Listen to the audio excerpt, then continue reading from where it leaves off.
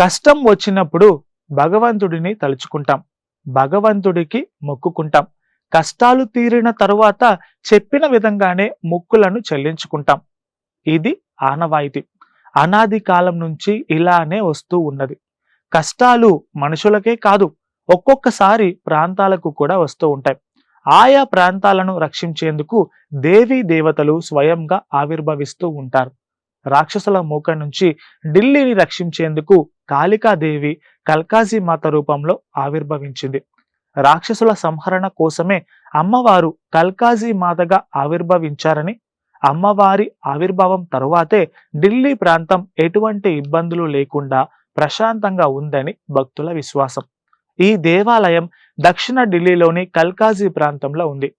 కాళికాదేవి పేరు మీదనే ఆ ప్రాంతానికి కల్కాజీ ప్రాంతం అని పేరు కూడా వచ్చింది.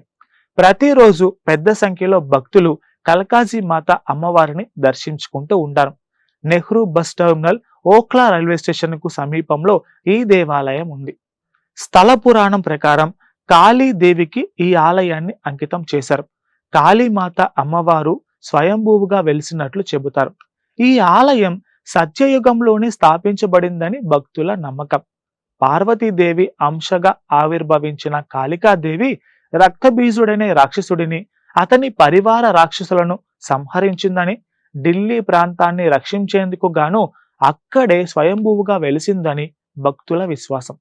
తాంత్రిక పూజలకు ఈ దేవాలయం బాగా ప్రసిద్ధి. ప్రతి ఆదివారం అమ్మవారిని పెద్ద సంఖ్యలో భక్తులు దర్శించుకుంటూ ఉంటారు. ఇక దేవీ నవరాత్రులకు కాళీమాత ఆలయం భక్తులతో కిక్కిరిసిపోతోంది. కోరిన కోరికలు తీర్చే అమ్మగా, భక్తులను రక్షించే తల్లిగా, ఆరోగ్య ప్రదాయినిగా, వరాలను ఇచ్చే కల్పవల్లిగా అమ్మవారు భక్తులను కాపాడుతూ వస్తున్నారు. Please subscribe to the channel and download the Politicos app from the links in the description.